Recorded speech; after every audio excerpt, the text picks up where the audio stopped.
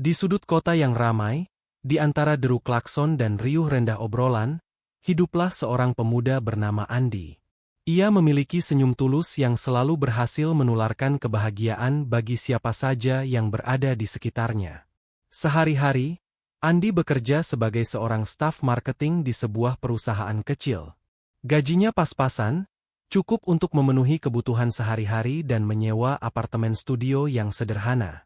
Namun, di balik kesederhanaan itu, Andi menyimpan rahasia besar yang bahkan tidak diketahui oleh sahabat terdekatnya. Ia adalah pewaris tunggal dari sebuah kerajaan bisnis yang didirikan oleh kakeknya, seorang pengusaha ulung yang telah berpuluh-puluh tahun membangun sebuah imperium dari nol. Andi sengaja menyembunyikan identitas aslinya. Ia telah menyaksikan dengan mata kepalanya sendiri bagaimana uang merusak hubungan, bagaimana orang-orang yang dulu tulus tiba-tiba berubah menjadi serigala yang rakus. Ia melihat bagaimana sepupu-sepupunya saling sikut hanya demi mendapatkan bagian terkecil dari harta kakeknya. Pengalaman pahit itu membentuk dirinya. Ia hanya ingin menemukan cinta sejati, seseorang yang mencintainya apa adanya, bukan karena label, pewaris, yang melekat pada dirinya. Suatu sore, saat ia sedang menikmati kopi di sebuah kafe kecil, matanya terpaku pada seorang gadis yang sedang duduk di sudut ruangan. Gadis itu, dengan rambut panjang tergerai dan senyum manis, tampak sedang tenggelam dalam bukunya. Gadis itu adalah Sinta. Andi merasakan getaran aneh yang belum pernah ia rasakan sebelumnya. Berbekal keberanian, ia menghampiri meja Sinta dan memulai percakapan. Awalnya, Sinta sedikit kaget, namun sikap ramah dan tulus Andi meluluhkan hatinya. Mereka berbicara selama berjam-jam, membicarakan hal-hal sepele, mimpi, dan ketakutan. Dari perbincangan itu, Andi tahu bahwa Sinta adalah seorang desainer grafis lepas yang memiliki semangat dan ambisi yang besar. Ia mencintai pekerjaannya dan memiliki mimpi untuk membuat sebuah galeri seni. Hubungan mereka tumbuh dengan cepat. Setiap pertemuan terasa seperti petualangan baru. Andi membawa Sinta ke tempat-tempat yang sederhana. Mereka menikmati mie ayam di pinggir jalan, menonton film di bioskop biasa, dan menghabiskan sore di taman kota. Andi bisa melihat bahwa Sinta benar-benar menikmati setiap momen bersamanya, bukan karena kemewahan, tetapi karena kehadiran Andi yang tulus. Sinta pun tidak pernah menanyakan soal harta atau kehidupan keluarga Andi. Ia menerima Andi apa adanya, seorang pemuda sederhana yang bekerja keras dan memiliki senyum yang hangat. Namun, di balik kebahagiaan itu, Andi tidak bisa memungkiri bahwa ia juga merasa bersalah karena telah menyembunyikan identitas aslinya. Ia tahu bahwa cepat atau lambat, rahasia itu akan terbongkar. Namun, setiap kali ia ingin jujur, ia kembali ragu.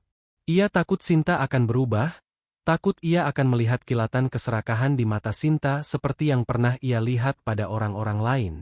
Ia merasa terjebak di antara dua dunia.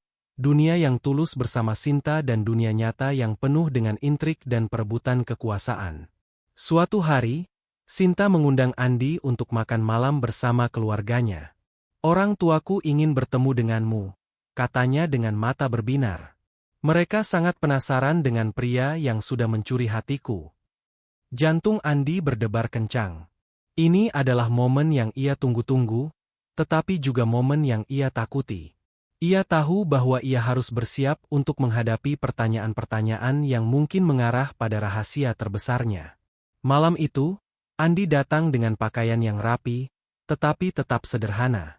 Di rumah Sinta, ia disambut hangat oleh Pak Surya, seorang pria parubaya yang tampak ramah dan memiliki senyum yang ramah, dan Bu Fatma, seorang wanita yang terlihat anggun dan sopan. Mereka menyambut Andi dengan senyum lebar, dan percakapan mengalir lancar.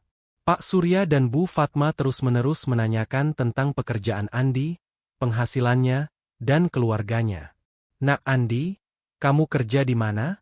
Gajinya cukup, kan? Jangan sungkan, ya, kalau ada apa-apa," kata Bu Fatma dengan nada yang sangat ramah. Andi menjawab dengan jujur, tetapi ia sengaja menyederhanakan fakta-fakta yang ada. Ia hanya mengatakan bahwa ia bekerja di sebuah perusahaan dan gajinya cukup untuk hidup. Di balik senyum ramah mereka, Andi merasakan ada sesuatu yang aneh. Mereka bertanya terlalu detail, seolah sedang melakukan investigasi. Ia melihat Pak Surya dan Bu Fatma sesekali bertukar pandang, seolah ada pesan rahasia yang disampaikan tanpa kata. Namun, Andi menepis perasaan itu. Ia meyakinkan dirinya bahwa mereka hanya peduli pada putri mereka dan ingin memastikan bahwa Sinta akan bahagia dengan pilihan hatinya. Di sisi lain, Sinta tampak tidak menyadari apapun. Ia hanya tersenyum bahagia dan terus membela orang tuanya. Ayah dan ibu memang begitu, mereka hanya ingin yang terbaik untukku, katanya. Malam itu, Andi pulang dengan perasaan campur aduk. Ia bahagia karena ia diterima oleh keluarga Sinta, tetapi ia juga merasa khawatir. Ia tahu bahwa rahasia yang ia simpan akan menjadi bom waktu yang siap meledak kapan saja. Ia bertekad untuk tetap menjaga rahasia itu, setidaknya sampai ia benar-benar yakin bahwa cinta Sinta padanya adalah cinta yang tulus, bukan karena harta. Waktu berlalu, dan hubungan Andi dan Sinta semakin erat. Mereka telah melewati berbagai rintangan kecil dan menghadapi masalah bersama. Keduanya saling mendukung, saling menguatkan. Sinta bahkan sering menemani Andi yang lembur, membawa bekal makan malam dan kopi hangat. Andi merasa semakin yakin bahwa Sinta adalah wanita yang tepat baginya. Ia tidak hanya mencintainya, tetapi juga menghormati dan menghargai dirinya. Suatu malam, di sebuah restoran sederhana tempat mereka pertama kali berkencan, Andi mengeluarkan sebuah cincin. Cincin itu bukan terbuat dari berlian atau emas murni. Cincin itu adalah cincin perak yang ia beli dengan susah payah dari hasil menabung. Sinta, aku tahu kita belum lama bersama, tapi aku yakin kamu adalah wanita yang selama ini aku cari. Maukah kamu menikah denganku? Tanya Andi dengan gugup. Mata Sinta berkaca-kaca. Tanpa ragu, ia mengangguk. Ya, Andi. Aku mau. Jawabnya sambil memeluk erat Andi. Malam itu, kebahagiaan mereka terasa begitu nyata. Keesokan harinya, mereka berdua datang ke rumah Sinta untuk memberitahukan berita bahagia ini. Reaksi Pak Surya dan Bu Fatma sangat antusias, bahkan terlalu antusias. Mereka berulang kali memeluk Andi dan mengucapkan selamat. Akhirnya, Nak Andi, kami sudah menunggu kabar ini. Kami sangat senang, kata Bu Fatma dengan senyum yang sangat lebar. Namun, di tengah kebahagiaan itu, Andi lagi-lagi merasakan kejanggalan. Pertanyaan-pertanyaan tentang harta dan masa depan kembali dilontarkan. Nak Andi, kalau sudah menikah nanti, mau tinggal di mana? Jangan di apartemen studio lagi, dong. Cari rumah yang lebih besar, ya, kata Pak Surya. Betul, Nak. Kita harus pikirkan masa depan anak cucu. Kita harus siapkan dana yang cukup, tambah Bu Fatma. Andi merasa tidak nyaman. Ia mencoba mengalihkan pembicaraan, tetapi mereka terus kembali ke topik yang sama. Ia tahu bahwa pertanyaan-pertanyaan ini tidak hanya sekadar basa-basi, tetapi ada maksud tersembunyi di baliknya. Sinta yang melihat raut wajah Andi yang berubah, mencoba menenangkan. Ayah dan ibu hanya peduli, Andi. Jangan terlalu dipikirkan, bisiknya. Namun, keraguan Andi semakin menguat. Ia merasa ada sesuatu yang tidak beres. Ia melihat Pak Surya dan Bu Fatma sering menelepon seseorang dan membicarakan sesuatu dengan nada berbisik. Sesekali, ia mendengar kata-kata seperti warisan, bisnis, dan dana. Andi berusaha mengusir pikiran buruk itu. Ia meyakinkan dirinya bahwa ia mungkin terlalu sensitif. Di sisi lain, Pak Surya dan Bu Fatma memang sedang merencanakan sesuatu. Mereka telah lama menyadari bahwa Andi bukanlah pemuda biasa. Mereka pernah melihat Andi keluar dari sebuah mobil mewah yang sering terparkir di dekat apartemennya. Mereka juga sempat melihat foto-foto Andi di sebuah majalah bisnis dengan nama yang berbeda. Mereka tahu bahwa Andi adalah pewaris dari keluarga kaya, tetapi mereka tidak yakin seberapa besar kekayaannya. Mereka merencanakan pernikahan ini sebagai jalan pintas untuk mendapatkan harta itu. Mereka berencana untuk memaksa Andi mengakui warisan itu dan menggunakan uang itu untuk membiayai proyek bisnis yang sedang mereka rencanakan. Namun, Di balik semua ini, ada satu orang yang sangat khawatir, kakek Andi. Kakek Andi adalah satu-satunya orang yang tahu rahasia Andi. Ia sudah pernah mengalami kejadian serupa di masa mudanya. Ia tahu betapa sulitnya menemukan cinta yang tulus ketika harta menjadi penghalang. Ia sudah memperingatkan Andi, hati-hati, nak. Jangan pernah ungkapkan rahasiamu sampai kamu benar-benar yakin. Uang bisa mengubah orang yang paling baik sekalipun. Nasihat itu terus terngiang di benak Andi. Ia tahu bahwa kakeknya benar. Namun, ia juga sangat mencintai Sinta. Ia percaya bahwa Sinta berbeda. Ia percaya bahwa cinta mereka tulus. Ia memutuskan untuk mengabaikan keraguannya dan melanjutkan rencana pernikahan. Persiapan pernikahan berjalan dengan sederhana. Andi tidak meminta apapun yang mewah. Ia hanya ingin pernikahan yang sakral, yang hanya dihadiri oleh orang-orang terdekat. Pak Surya dan Bu Fatma sempat protes, tetapi Sinta berhasil meyakinkan mereka. Ayah, Ibu, kami hanya ingin pernikahan yang sederhana. Kami ingin memulai hidup baru dengan sederhana, kata Sinta. Akhirnya, hari pernikahan pun tiba. Andi dan Sinta mengucapkan janji suci di hadapan keluarga dan teman-teman terdekat. Sinta terlihat begitu cantik dalam gaun pengantin sederhana, dan Andi merasa menjadi pria paling beruntung di dunia. Pesta pernikahan berjalan dengan hikmat dan penuh haru. Andi merasa bahwa ia telah membuat keputusan yang tepat. Ia telah menemukan kebahagiaan sejati. Namun, ia tidak tahu bahwa kebahagiaan itu hanyalah awal dari badai besar yang akan datang. Malam sebelum pernikahan, Andi tidak bisa tidur. Pikirannya melayang-layang, memikirkan semua hal yang telah terjadi. Ia memikirkan Sinta, senyumnya yang tulus, dan cara ia menatapnya. Ia juga memikirkan Pak Surya dan Bu Fatma, pertanyaan-pertanyaan mereka yang aneh, dan pandangan mereka yang penuh perhitungan. Di tengah kebingungannya, ponselnya bergetar. Itu adalah pesan dari kakeknya. Andi, nak, besok adalah hari yang besar. Kakek tahu kamu bahagia, tapi kakek ingin kamu ingat satu hal. Harta itu seperti air. Kalau kamu berikan ke orang yang tulus, ia akan menjadi sungai yang mengalirkan kebaikan. Tapi kalau kamu berikan ke orang yang rakus, ia akan menjadi lautan yang akan menenggelamkanmu. Kamu sudah melihatnya sendiri. Nasihat itu, yang sudah sering kakeknya berikan, kini terasa lebih berat dari sebelumnya. Kakeknya adalah orang yang paling mengerti dirinya. Ia juga pernah mengalami hal serupa di masa mudanya. Ia tahu betapa sulitnya menemukan cinta sejati ketika kekayaan menjadi penghalang. Ia kehilangan orang-orang yang ia cintai karena mereka hanya peduli pada uang. Ia tidak ingin Andi mengalami hal yang sama.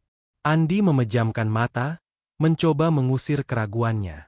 Ia tahu bahwa kakeknya benar. Tetapi ia juga sangat mencintai Sinta. Ia percaya bahwa Sinta berbeda. Ia percaya bahwa cinta mereka tulus. Ia memutuskan untuk tidak mengindahkan saran kakeknya. Ia yakin bahwa ia telah menemukan cinta sejati, seseorang yang mencintainya apa adanya, bukan karena harta yang ia miliki. Keesokan harinya, pesta pernikahan digelar. Sesuai dengan keinginan Andi dan Sinta, pesta itu berlangsung dengan sangat sederhana. Hanya keluarga dan teman-teman terdekat yang diundang. Tidak ada karangan bunga yang mewah, tidak ada catering yang mahal. Semuanya serba sederhana, namun sakral. Sinta terlihat begitu cantik dalam balutan gaun pengantin sederhana yang ia rancang sendiri. Ia tampak bahagia, dan kebahagiaan itu menular ke seluruh ruangan. Pak Surya dan Bu Fatma, meskipun sedikit kecewa dengan kesederhanaan pesta itu, tetap tersenyum. Mereka terus-menerus mengatakan kepada para tamu bahwa mereka sangat bangga memiliki menantu seperti Andi. Namun, di balik senyum itu, ada kilatan keserakahan di mata mereka. Mereka tidak sabar menunggu saat-saat di mana mereka bisa mengambil alih warisan yang mereka yakini milik Andi. Ayah, Ibu, terima kasih sudah menerima Andi, kata Sinta dengan tulus. Aku sangat bahagia. Tentu, nak. Kami juga bahagia. Kami tahu Andi adalah pria yang baik, jawab Pak Surya sambil tersenyum. Ayah dan ibu sudah menyiapkan sesuatu untuk kalian. Andi hanya tersenyum. Ia tidak tahu bahwa sesuatu yang dimaksud Pak Surya adalah sebuah jebakan. Ia terlalu bahagia untuk memikirkan hal-hal buruk. Ia hanya ingin menikmati momen bahagia ini bersama Sinta, wanita yang ia cintai. Setelah pesta usai, Andi dan Sinta pergi berbulan madu ke sebuah villa kecil di pedesaan. Mereka menghabiskan waktu bersama, menikmati keindahan alam, dan berbicara tentang masa depan mereka. Andi merasa bahwa ia telah membuat keputusan yang benar. Ia telah menemukan kebahagiaan sejati. Ia tidak tahu bahwa kebahagiaan ini hanyalah awal dari badai besar yang akan datang. 3 hari setelah pernikahan, Andi dan Sinta kembali ke apartemen studio mereka. Mereka merasa lelah, tetapi bahagia. Mereka berencana untuk menghabiskan hari itu dengan bersantai dan menikmati kebersamaan mereka. Namun, rencana mereka buyar ketika bel pintu berbunyi. Andi membuka pintu dan terkejut melihat siapa yang datang. Di depan pintu, berdiri Pak Surya dan Bu Fatma. Di samping mereka, ada seorang pria parubaya yang mengenakan setelan jas rapi dan membawa tas kerja. Pria itu adalah seorang notaris. Ayah? Ibu? Ada apa? Kenapa kalian datang? Tanya Andi dengan bingung. Andi, nak, kami hanya ingin berkunjung. Kami merindukan kalian, kata Bu Fatma dengan nada yang sangat manis. Ia mencoba memeluk Andi, tetapi Andi mundur sedikit. Ia merasakan ada sesuatu yang tidak beres. Pak Surya juga tersenyum, tetapi senyum itu tidak mencapai matanya. Kami juga membawa teman kami, kata Pak Surya, menunjuk notaris di sampingnya. Dia adalah notaris kami. Ada beberapa dokumen yang harus kita urus bersama. Sinta, yang baru keluar dari kamar, juga terkejut melihat kehadiran orang tuanya. Ayah? Ibu? Ada apa? Tanyanya. Tidak apa-apa, nak. Ini hanya urusan keluarga, jawab Bu Fatma. Ayo, nak Andi, duduk. Kita bicarakan baik-baik. Andi tidak punya pilihan. Ia mempersilakan mereka masuk. Mereka duduk di ruang tamu yang kecil dan sempit. Suasana menjadi canggung. Pak Surya mencoba memecah keheningan. Nak Andi, sekarang kamu sudah jadi bagian dari keluarga kami. Jadi, ada satu hal yang harus kita urus bersama. Ini tentang masa depan kita. Andi merasa ada sesuatu yang tidak beres. Ia menatap Sinta, yang tampak bingung dan tidak tahu apa-apa. Ia memutuskan untuk tetap tenang dan mendengarkan apa yang akan mereka katakan. Kami tahu kamu adalah orang yang baik, nak, kata Pak Surya. Tapi kami juga tahu bahwa kamu memiliki rahasia. Kami tahu kamu adalah pewaris dari perusahaan besar yang didirikan oleh kakekmu. Jantung Andi berdebar kencang. Ia tidak menyangka mereka akan mengetahui rahasianya secepat ini. Ia menatap Pak Surya, yang kini tidak lagi tersenyum. Matanya tajam, penuh perhitungan. Kami ingin kamu menandatangani beberapa dokumen, kata Pak Surya, menunjuk tumpukan dokumen yang dibawa oleh notaris. Ini adalah dokumen yang akan mengalihkan sebagian warisanmu ke kami. Kami akan menggunakannya untuk membiayai proyek bisnis yang sedang kami rencanakan. Andi merasa marah dan kecewa. Ia tidak percaya bahwa ia telah ditipu oleh orang-orang yang ia pikir adalah keluarganya. Ia menatap Sinta, yang kini memandang orang tuanya dengan tatapan tak percaya. Sinta tidak tahu apa-apa. Ia telah dibohongi oleh orang tuanya. Ayah, ibu, apa maksud kalian? Tanya Sinta dengan suara bergetar. Sinta, sayang, ini demi masa depan kita, kata Bu Fatma. Kita akan kaya, kita akan hidup dalam kemewahan. Andi berdiri. Ia merasa sangat marah dan kecewa. Jadi, ini alasan kalian menikahkanku dengan Sinta? Karena kalian tahu aku punya warisan? Kalian tidak peduli dengan Sinta? Tanya Andi dengan nada tinggi. Tentu saja kami peduli dengan Sinta. Kami hanya ingin yang terbaik untuknya, jawab Pak Surya. Yang terbaik untuk Sinta? Atau yang terbaik untuk kalian? Balas Andi. Suasana menjadi tegang. Pertengkaran hebat pun pecah. Andi tidak bisa menahan amarahnya. Ia merasa telah dikhianati. Sinta, yang bingung dan kecewa, hanya bisa menangis. Ia tidak menyangka orang tuanya akan berbuat sejauh ini. Suasana di ruang tamu yang sempit itu menjadi sangat dingin dan penuh ketegangan. Mata Andi berkilat penuh amarah, sementara Sinta hanya bisa menangis di sudut ruangan, merasa bingung dan dikhianati. Pak Surya dan Bu Fatma, yang biasanya ramah dan penuh senyum, kini menunjukkan wajah aslinya. Wajah mereka terlihat dingin dan penuh perhitungan. "Nak Andi, dengarkan baik-baik," kata Pak Surya dengan nada yang lebih keras. "Ini adalah kesempatan emas. Kami ingin kamu menandatangani dokumen ini. Ini akan mempermudah semuanya." Andi menolak mentah-mentah. "Tidak. Aku tidak akan pernah menandatangani apapun," katanya. "Aku menikahi Sinta karena aku mencintainya. Bukan karena harta yang aku miliki. Kalian tidak bisa memaksaku." "Kami tidak memaksamu," jawab Bu Fatma dengan nada yang dingin. "Kami hanya ingin yang terbaik untuk putri kami. Kami ingin dia hidup bahagia dan berkecukuhan." Di tengah perdebatan itu, notaris yang sedari tadi diam akhirnya membuka suara. "Maaf, Pak, Bu, jika saya boleh menambahkan," katanya sambil membuka berkas yang ia bawa. "Saya sudah membaca berita tentang Bapak Andi. Saya tahu bahwa beliau adalah pewaris tunggal sebuah perusahaan besar. Saya juga tahu bahwa beliau memiliki warisan sebesar 170 miliar rupiah dari kakeknya."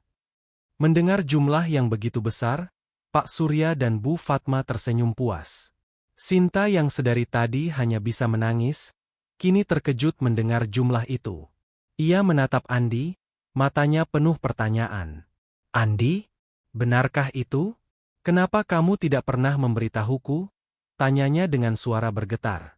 Andi merasa sangat sakit hati.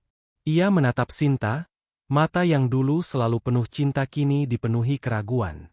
"Aku tidak memberitahumu karena aku tidak ingin kamu mencintaiku karena hartaku," jawab Andi dengan suara yang berat. "Aku hanya ingin kamu mencintaiku apa adanya." Bu Fatma, yang melihat Sinta mulai ragu, segera memotong pembicaraan. "Sinta, sayang, dengarkan ibu. Ibu melakukan ini demi masa depanmu. Kamu akan hidup dalam kemewahan, kamu tidak perlu khawatir tentang apapun." "Tapi ibu, ini tidak benar," kata Sinta. "Ini tidak adil bagi Andi. Dia mencintaiku apa adanya. Kenapa ibu dan ayah melakukan ini?" "Karena cinta tidak bisa membeli segalanya," jawab Pak Surya dengan nada yang tajam. "Uanglah yang akan membuatmu bahagia. Kamu akan hidup dalam kemewahan, Sinta. Kita akan hidup di rumah yang mewah, pergi berlibur ke luar negeri. Semua itu butuh uang." Andi tidak bisa menahan amarahnya. "Kalian salah," katanya. "Kebahagiaan bukan tentang uang. Kebahagiaan adalah tentang ketulusan dan cinta. Kalian tidak akan pernah mengerti itu." Melihat Andi yang semakin marah dan Sinta yang semakin bingung, notaris itu mencoba menengahi. "Maaf, Bapak Andi, tapi saya harus mengingatkan bahwa Anda harus menandatangani dokumen ini. Jika tidak, akan ada masalah hukum di kemudian hari." Andi tahu bahwa notaris itu berpihak pada mertuanya. Ia menatap Pak Surya dan Bu Fatma, matanya penuh kebencian. "Kalian sudah membuat pilihan," katanya. "Dan sekarang aku juga akan membuat pilihanku. Aku tidak akan menandatangani apapun." Setelah pengakuan mengejutkan itu, suasana di ruangan itu semakin memanas. Andi, yang merasa dikhianati dan kecewa, menatap mertuanya dengan tatapan penuh kemarahan. Ia tidak menyangka bahwa orang yang ia pikir adalah keluarganya akan menusuknya dari belakang. "Jadi ini semua hanyalah sandiwara?" tanya Andi, suaranya bergetar. "Kalian menikahkanku dengan Sinta hanya karena kalian tahu aku punya warisan? Kalian tidak peduli dengan Sinta? Dengan perasaanku?" Pak Surya dan Bu Fatma tidak menjawab. Mereka hanya saling pandang, seolah ada pesan rahasia yang disampaikan tanpa kata. Sinta, yang sedari tadi hanya bisa menangis, akhirnya angkat bicara. "Andi, maafkan aku. katanya dengan suara bergetar. Aku tidak tahu apa-apa. Aku juga tidak menyangka ayah dan ibu akan berbuat sejauh ini. Kamu tidak tahu? Tanya Andi, suaranya dingin. Kamu tahu, Sinta? Kamu tahu tentang ini? Kamu yang memberitahu mereka tentang warisanku. Sinta menggelengkan kepalanya. Tidak, Andi. Aku bersumpah aku tidak tahu apa-apa. Ayah dan ibu hanya bilang mereka ingin bertemu denganmu untuk membicarakan bisnis. Mereka tidak bilang tentang warisan. Sinta, sayang, jangan berbohong. Kamu tahu tentang semua ini? Kata Bu Fatma dengan nada yang dingin. Kamu yang memberitahu kami tentang warisan itu. Kamu yang ingin kita kaya. Sinta menatap ibunya dengan tatapan tak percaya. Ibu, kenapa ibu berbohong? Tanyanya. Aku tidak pernah memberitahu ibu tentang itu. Aku bahkan tidak tahu Andi punya warisan. Mendengar Sinta yang membela diri, Pak Surya segera menyela. Sudah, Sinta, jangan berbohong. Kamu tahu tentang ini. Kamu yang ingin kita kaya. Andi melihat Sinta yang tertekan. Ia tahu bahwa Sinta tidak berbohong. Ia bisa melihat ketakutan dan penyesalan di matanya. Ia menyadari bahwa Sinta juga adalah korban dari keserakahan orang tuanya. Kalian sudah keterlaluan, kata Andi. Kalian sudah membuat Sinta berbohong. Kalian sudah merusak hubungan kami. Hubungan apa? Tanya Pak Surya sambil tertawa sinis. Hubungan cinta? Cinta tidak bisa membuatmu kenyang, nak. Uanglah yang akan membuatmu kenyang. Andi merasa sangat sakit hati. Ia tidak bisa lagi berada di sana. Ia memutuskan untuk pergi. Aku tidak akan menandatangani dokumen ini, katanya. Dan aku tidak akan pernah kembali ke sini. Aku akan mengurus masalah ini secara hukum. Pak Surya dan Bu Fatma terkejut mendengar ucapan Andi. Mereka mencoba menahan Andi, tetapi Andi sudah pergi. Sinta, yang melihat Andi pergi, menangis histeris. Ia merasa hancur. Ia tidak tahu bahwa orang tuanya akan berbuat sejauh ini. Ia telah kehilangan orang yang ia cintai. Ibu, ayah, kenapa kalian melakukan ini? Kenapa? Tanya Sinta sambil menangis. Kami hanya ingin yang terbaik untukmu, nak, kata Bu Fatma. Kami tidak ingin kamu hidup miskin. Tapi ibu, aku tidak peduli dengan uang. Aku hanya ingin hidup bahagia dengan Andi, jawab Sinta. Kalian sudah merusak semuanya. Setelah kepergian Andi, Pak Surya dan Bu Fatma tetap tinggal di apartemen itu. Mereka menelepon pengacara mereka dan menceritakan apa yang telah terjadi. Mereka berencana untuk melawan Andi di pengadilan dan memaksanya untuk membagi warisan itu. Mereka tidak tahu bahwa keputusan mereka akan membawa mereka pada sebuah kehancuran. Setelah meninggalkan apartemen, amarah dan kekecewaan meluap di dalam dada Andi. Ia tidak bisa lagi menahan kekecewaannya. Ia merasa dikhianati oleh orang-orang yang seharusnya menjadi keluarganya. Ia memutuskan untuk menghubungi pengacara kakeknya, seorang pria tua bernama Pak Danu, yang sudah ia kenal sejak kecil. Pak Danu adalah seorang pengacara handal yang selalu menjadi tempatnya berkeluh kesah. Pak Danu, saya butuh bantuan Bapak, kata Andi dengan suara bergetar. Ia menceritakan semua yang telah terjadi, dari awal perkenalannya dengan Sinta hingga kedatangan mertuanya yang meminta warisan. Pak Danu mendengarkan dengan seksama. Setelah Andi selesai bercerita, Pak Danu berkata, Andi, saya sudah tahu hal ini akan terjadi. Kakekmu pernah mengalami hal yang sama. Kita akan melawan mereka di pengadilan. Kita akan tunjukkan siapa yang benar dan siapa yang salah. Sementara Andi sibuk mengurus masalah hukumnya, Pak Surya dan Bu Fatma juga tidak tinggal diam. Mereka panik. Mereka tahu bahwa Andi akan melawan. Mereka tahu bahwa mereka tidak memiliki bukti yang kuat. Mereka memutuskan untuk mengambil langkah drastis, mengadakan konferensi pers. Mereka mengundang wartawan dari berbagai media, dan menyebarkan berita yang mereka manipulasi. Kami telah ditipu oleh menantu kami, kata Pak Surya di hadapan kamera. Dia adalah penipu. Dia menyembunyikan warisan yang seharusnya menjadi milik keluarga kami. Dia telah memalsukan dokumen dan mencoba untuk mengambil alih perusahaan kakeknya. Kami hanya ingin keadilan, tambah Bu Fatma dengan air mata palsu. Kami hanya ingin yang terbaik untuk putri kami. Tapi dia telah ditipu dan dimanfaatkan oleh pria yang mengaku mencintainya. Berita itu menyebar dengan cepat. Nama baik Andi tercemar. Ia menjadi bulan-bulanan media. Banyak orang yang dulu menghormatinya kini melihatnya sebagai penipu. Karyawan di perusahaannya pun mulai berbisik-bisik, menatapnya dengan tatapan curiga. Namun, di balik semua itu, Andi tetap tenang. Ia tahu bahwa kebenaran akan terungkap. Ia tahu bahwa ia tidak bersalah. Pak Surya dan Bu Fatma juga membayar beberapa orang untuk memberikan kesaksian palsu di pengadilan. Mereka membuat cerita palsu tentang Andi yang mencoba untuk mengambil alih perusahaan kakeknya dengan cara-cara yang curang. Mereka juga memalsukan beberapa dokumen, membuat seolah-olah Andi telah memanipulasi warisan itu. Andi tidak tahu bahwa mereka akan berbuat sejauh ini. Ia tidak menyangka bahwa mereka akan berani menuduhnya sebagai penipu. Ia merasa sangat marah dan kecewa. Namun, ia tidak menyerah. Ia tahu bahwa kebenaran adalah senjata terkuatnya. Hari persidangan pun tiba. Ruang sidang dipenuhi oleh wartawan, penonton, dan orang-orang yang ingin tahu. Pak Surya dan Bu Fatma duduk di satu sisi, dengan wajah penuh kepura-puraan. Di sisi lain, Andi duduk bersama Pak Danu. Wajahnya terlihat tenang, tetapi di dalam hatinya ia merasa sangat marah. Sidang dimulai. Jaksa membacakan dakwaan. Pak Surya dan Bu Fatma, yang bertindak sebagai saksi, memberikan kesaksian palsu. Mereka menceritakan kisah yang mereka rekayasa.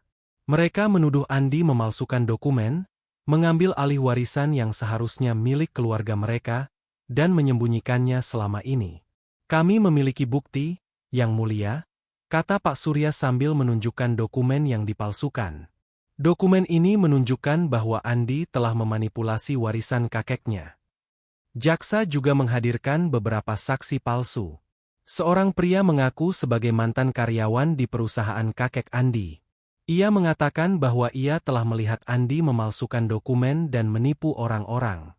Seorang wanita juga mengaku sebagai mantan rekan kerja Andi. Ia mengatakan bahwa Andi adalah orang yang serakah dan tidak jujur. Semua orang di ruangan itu percaya pada kesaksian palsu itu. Mereka memandang Andi dengan tatapan sinis. Andi merasa sangat sakit hati. Ia tahu bahwa ia telah dijebak. Namun, ia tidak menyerah. Ia tahu bahwa Pak Danu akan membantunya. Pak Danu, dengan tenang, mendengarkan semua kesaksian palsu itu. Ia tidak menyela. Ia hanya membiarkan mereka berbicara. Setelah mereka selesai, ia berdiri dan berkata, "Yang Mulia, saya meminta izin untuk menghadirkan satu saksi lagi." Jaksa dan hakim saling pandang, lalu mengizinkan. Pak Danu menoleh ke pintu dan berkata, "Silakan masuk." Di depan pintu, muncul seorang wanita yang mengenakan setelan jas hitam. Wanita itu adalah Sinta. Semua orang di ruangan itu terkejut. Pak Surya dan Bu Fatma pucat pasi. Mereka tidak menyangka Sinta akan datang. Mereka tahu bahwa Sinta adalah satu-satunya orang yang bisa membongkar kebohongan mereka. Sinta berjalan ke kursi saksi. Ia menatap Andi dengan tatapan penuh penyesalan. Ia menatap orang tuanya dengan tatapan penuh kekecewaan. Ia duduk di kursi saksi dan berkata, "Yang Mulia, saya datang ke sini untuk mengatakan yang sebenarnya. Saya datang ke sini untuk membongkar semua kebohongan yang telah dilakukan oleh orang tua saya." Suara Sinta yang bergetar namun tegas itu membuat semua orang terdiam. Pertarungan di pengadilan belum berakhir. Ini hanyalah permulaan. Sinta duduk di kursi saksi dengan tatapan penuh keberanian. Ia tahu bahwa apa yang akan ia lakukan adalah sebuah pengorbanan. Tetapi ia juga tahu bahwa ini adalah satu-satunya cara untuk menyelamatkan Andi, pria yang ia cintai. Pak Surya dan Bu Fatma, yang melihat Sinta, tampak pucat pasi. Mereka tidak menyangka bahwa Sinta akan berani membongkar semua kebohongan mereka. "Yang Mulia, Saya ingin mengatakan yang sebenarnya, kata Sinta dengan suara bergetar. Orang tua saya berbohong. Mereka tidak pernah tahu tentang warisan Andi. Saya juga tidak tahu. Mereka hanya ingin uang. Saksi-saksi yang sebelumnya bersaksi palsu terlihat kaget.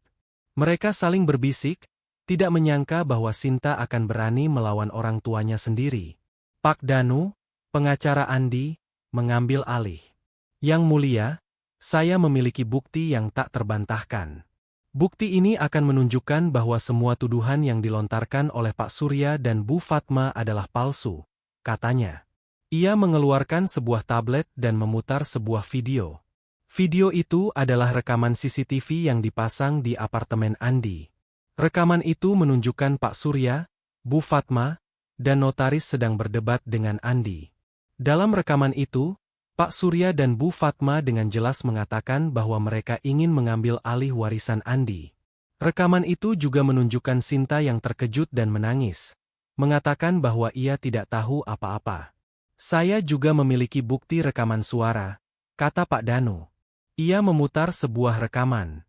Itu adalah rekaman suara Sinta yang sedang berbicara dengan ibunya. Dalam rekaman itu, Sinta dengan jelas mengatakan bahwa ia tidak tahu apa-apa tentang warisan Andi dan bahwa ia merasa dikhianati oleh orang tuanya. Semua orang di ruangan itu terdiam. Pak Surya dan Bu Fatma tampak terkejut. Mereka tidak menyangka bahwa Andi memiliki bukti-bukti ini. Mereka tidak bisa lagi membantah. Yang mulia, saya ingin mengatakan yang sebenarnya, kata Sinta sambil menangis. Orang tua saya berbohong. Mereka yang merencanakan semua ini. Mereka yang memalsukan dokumen. Mereka yang membayar saksi-saksi palsu. Pengakuan Sinta yang jujur dan bukti-bukti yang tak terbantahkan membuat semua tuduhan yang dilontarkan oleh Pak Surya dan Bu Fatma runtuh. Semua orang di ruangan itu, termasuk wartawan, menyadari bahwa mereka telah ditipu. Setelah pengakuan Sinta dan bukti-bukti yang tak terbantahkan, Pak Surya dan Bu Fatma tidak bisa lagi membantah. Mereka merasa malu. Mereka merasa hancur. Mereka tahu bahwa mereka telah kalah. Baik, kami mengakuinya, kata Pak Surya dengan suara bergetar. Kami berbohong. Kami melakukan semua ini karena kami serakah. Kami ingin uang. Kami tidak peduli dengan Sinta. Kami hanya ingin uang. Kami minta maaf, Nak, kata Bu Fatma sambil menangis. Kami minta maaf karena telah menipumu dan merusak hubunganmu dengan Sinta. Kami tidak tahu bahwa kamu akan berbuat sejauh ini.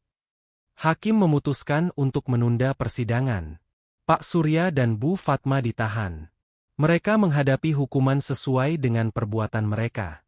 Setelah persidangan, Sinta mendekati Andi. Air mata mengalir di wajahnya. Andi, maafkan aku, katanya dengan suara bergetar. Aku tidak tahu apa-apa. Aku juga adalah korban. Aku tidak menyangka orang tuaku akan berbuat sejauh ini. Andi memeluk Sinta. Ia tahu bahwa Sinta tidak berbohong. Ia bisa merasakan penyesalan di hati Sinta. Aku tahu, Sinta. Aku tahu kamu tidak bersalah. Katanya, kamu adalah satu-satunya orang yang berani mengatakan yang sebenarnya. Malam itu, Andi dan Sinta berbicara selama berjam-jam. Mereka membicarakan semua hal yang telah terjadi. Mereka membicarakan masa depan mereka. Andi memutuskan untuk memaafkan Sinta. Ia tahu bahwa Sinta telah membuat kesalahan, tetapi ia juga tahu bahwa Sinta telah berani mengatakan yang sebenarnya. Aku akan membantumu, Andi. Aku akan mengurus masalah ini secara hukum, kata Sinta. Aku akan membantumu mengembalikan nama baikmu. Tidak perlu, Sinta, jawab Andi. Kamu sudah banyak membantuku. Kamu sudah berani mengatakan yang sebenarnya. Andi dan Sinta memutuskan untuk memulai hidup baru. Mereka memutuskan untuk melupakan masa lalu dan memulai dari nol. Mereka tahu bahwa perjalanan mereka tidak akan mudah, tetapi mereka juga tahu bahwa mereka akan selalu bersama. Setelah kekacauan di ruang sidang mereda dan kebenaran akhirnya terungkap, Andi dan Sinta merasakan kelegaan yang luar biasa. Beban berat yang selama ini mereka pikul akhirnya terangkat. Meskipun nama baik Andi sempat tercemar dan dicap sebagai penipu oleh media yang terburu-buru, pengakuan jujur Sinta di pengadilan telah membalikkan keadaan. Berita tentang kebohongan Pak Surya dan Bu Fatma menyebar luas, dan simpati publik kini beralih kepada Andi dan Sinta. Namun, bagi Andi, semua itu tidak lagi penting. Ia tidak peduli dengan opini publik atau nama baiknya di mata masyarakat. Yang terpenting baginya adalah hubungannya dengan Sinta, yang kini telah diselamatkan dari badai kebohongan. Di apartemen studio mereka yang sederhana, Andi dan Sinta duduk berdua dalam keheningan yang nyaman. Sinta meletakkan kepalanya di bahu Andi, dan Andi memeluknya erat. Malam itu, mereka tidak membicarakan kasus hukum atau persidangan. Mereka hanya membicarakan perasaan mereka, ketakutan mereka, dan mimpi-mimpi mereka. Sinta menceritakan bagaimana ia merasa tertekan oleh orang tuanya, bagaimana ia selalu berusaha menjadi anak yang baik, dan bagaimana ia merasa hancur ketika mengetahui orang tuanya telah memanfaatkannya untuk mendapatkan harta. "Aku minta maaf, Andi," kata Sinta, suaranya bergetar. "Aku seharusnya lebih peka. Aku seharusnya tidak membiarkan mereka masuk ke dalam hidup kita." Andi menggelengkan kepalanya. "Jangan salahkan dirimu, Sinta. Kamu juga adalah korban. Kamu adalah satu-satunya orang yang berani melawan kebohongan mereka. Itu sudah lebih dari cukup." Andi kemudian menceritakan bagaimana ia menyembunyikan identitasnya. Ia menceritakan tentang pengalaman pahitnya dengan keluarga besarnya yang saling sikut demi warisan kakeknya. Ia menceritakan bagaimana ia hanya ingin menemukan cinta yang tulus, dan bagaimana ia menemukan cinta itu dalam diri Sinta. "Aku tahu, Andi," kata Sinta. "Aku juga merasakan hal yang sama. Aku juga ingin menemukan cinta sejati, bukan karena harta atau status sosial. Dan aku menemukannya dalam dirimu." Setelah pembicaraan yang tulus itu, Andi dan Sinta memutuskan untuk mengambil langkah besar. Mereka sepakat untuk memulai hidup baru, benar-benar dari nol. Mereka tidak ingin lagi hidup dalam bayang-bayang warisan atau kekayaan. Mereka ingin membangun hidup mereka sendiri, dengan tangan mereka sendiri, dari nol. Keesokan harinya, Andi menghubungi Pak Danu. "Pak Danu, saya ingin Bapak mengurus semua urusan bisnis dan warisan saya. Saya tidak ingin mengurusnya lagi. Saya ingin hidup normal, seperti orang biasa." Pak Danu, yang sudah mengenal Andi sejak kecil, tidak terkejut. Ia tahu bahwa Andi adalah orang yang baik dan tidak serakah. "Tentu, Andi. Saya akan mengurusnya. Tapi apakah kamu yakin? Warisan itu sangat besar." "Saya yakin, Pak Danu. Saya tidak butuh uang. Saya hanya butuh Sinta. Kami akan membangun hidup kami sendiri. Kami akan hidup bahagia tanpa uang," jawab Andi. Pak Danu tersenyum. "Baik, Andi. Saya akan mengurusnya. Saya akan pastikan tidak ada yang bisa mengganggu kalian lagi." Andi dan Sinta kemudian memutuskan untuk menjual apartemen studio mereka. Mereka menggunakan sebagian kecil dari uang penjualan itu untuk membeli sebuah rumah kecil di pinggir kota. Rumah itu tidak mewah, tetapi memiliki halaman yang luas dan kebun yang asri. Di sana, mereka menemukan kedamaian yang selama ini mereka cari. Mereka memulai usaha kecil-kecilan. Sinta, dengan bakatnya dalam seni, membuka sebuah galeri seni kecil di halaman depan rumah mereka. Ia melukis dengan hati, menuangkan semua perasaannya ke dalam kanvas. Lukisan-lukisan Sinta sangat unik dan penuh makna. Mereka menarik perhatian banyak orang. Andi, dengan pengetahuannya tentang marketing, membantu Sinta mempromosikan galeri seninya. Ia membuat situs web sederhana, mengunggah foto-foto lukisan Sinta, dan mempromosikannya di media sosial. Usaha mereka berjalan dengan baik. Pelanggan datang dari berbagai tempat, tidak hanya untuk membeli lukisan, tetapi juga untuk belajar melukis dari Sinta. Kehidupan mereka sederhana, tetapi penuh dengan kebahagiaan. Mereka tidak lagi dikejar-kejar oleh wartawan atau orang-orang yang ingin mengambil keuntungan dari mereka. Mereka akhirnya menemukan kedamaian yang selama ini mereka cari. Mereka hidup dengan cara yang mereka inginkan, bukan dengan cara yang diharapkan oleh orang lain. Suatu sore, saat mereka sedang duduk di teras rumah mereka, menikmati secangkir kopi, Pak Danu datang berkunjung. Ia membawa beberapa berkas dan berkata, "Andi, Sinta, saya sudah mengurus semua urusan bisnis kalian. Warisan kalian sudah aman. Saya sudah mendirikan sebuah yayasan atas nama kalian. Yayasan itu akan digunakan untuk membantu orang-orang yang membutuhkan. Kalian bisa mengambilnya kapan saja kalian mau." Andi dan Sinta saling pandang, lalu tersenyum. "Tidak perlu, Pak Danu," kata Andi.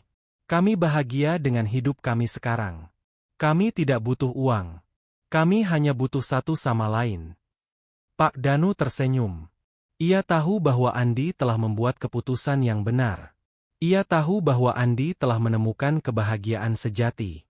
Ia tahu bahwa Andi tidak hanya memiliki kekayaan, tetapi juga hati yang tulus. Andi dan Sinta akhirnya menikah kembali. Kali ini, pernikahan mereka tidak hanya disaksikan oleh keluarga dan teman-teman terdekat, tetapi juga oleh orang-orang yang telah mereka bantu melalui yayasan yang didirikan atas nama mereka. Pernikahan itu bukanlah pesta mewah, tetapi sebuah perayaan cinta yang tulus dan penuh makna.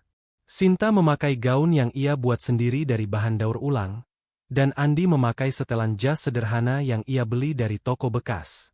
Mereka berjanji untuk selalu jujur, tulus, dan mencintai satu sama lain apa adanya. Setelah menikah, kehidupan mereka berjalan dengan lancar. Galeri seni Sinta semakin sukses. Ia tidak hanya menjual lukisan, tetapi juga mengadakan kelas melukis untuk anak-anak dan orang dewasa. Ia juga mengadakan lokakarya seni untuk para penyandang disabilitas. Ia berbagi bakatnya dengan orang lain, dan ia menemukan kebahagiaan dalam berbagi. Andi pun mendapatkan pekerjaan yang sesuai dengan keahliannya. Ia bekerja di sebuah perusahaan non-profit yang membantu pengusaha kecil untuk mengembangkan bisnis mereka. Ia menggunakan pengetahuannya tentang marketing dan bisnis untuk membantu orang lain. Ia tidak mendapatkan gaji yang besar, tetapi ia merasa sangat puas dengan pekerjaannya. Mereka tidak kaya, tetapi mereka tidak pernah kekurangan. Mereka memiliki cukup uang untuk memenuhi kebutuhan sehari-hari dan menikmati hidup. Mereka sering menghabiskan akhir pekan dengan berlibur ke tempat-tempat yang indah, tetapi tidak mahal. Mereka lebih suka menghabiskan waktu bersama, berbicara tentang hal-hal sepele, dan tertawa. Mereka berdua telah belajar bahwa kebahagiaan sejati bukanlah tentang seberapa banyak uang yang kita miliki, tetapi tentang kejujuran, ketulusan, dan cinta yang tulus. Mereka telah melewati badai besar dan berhasil melewatinya. Mereka tahu bahwa cinta mereka adalah cinta yang tulus, cinta yang tidak bisa dibeli dengan uang. Suatu malam, saat mereka sedang duduk di teras rumah mereka, Sinta bertanya, "Andi, apakah kamu menyesal tidak pernah memberitahuku tentang warisanmu?" Andi tersenyum. "Tidak, Sinta. Aku tidak menyesal. Karena jika aku memberitahumu, aku tidak akan pernah tahu apakah kamu mencintaiku karena hartaku atau karena diriku. Dan jika aku tidak menyembunyikan warisanku, aku tidak akan pernah tahu betapa tulusnya kamu. Kamu adalah satu-satunya orang yang berani mengatakan kebenaran di tengah semua kebohongan." Sinta tersenyum. "Aku juga tidak menyesal. Karena jika aku tidak melawan orang tuaku, aku tidak akan pernah tahu betapa kuatnya aku. Dan jika kita tidak melewati semua ini, kita tidak akan pernah tahu seberapa besar cinta kita." Mereka berdua berpelukan, memandang langit malam yang penuh bintang. Mereka tahu bahwa mereka telah menemukan kebahagiaan sejati, kebahagiaan yang tidak bisa dibeli dengan uang, kebahagiaan yang hanya bisa ditemukan dalam hati yang tulus. Mereka tahu bahwa mereka akan hidup bahagia selamanya, bersama-sama. Mereka tahu bahwa cinta mereka adalah cinta yang sejati, cinta yang tulus.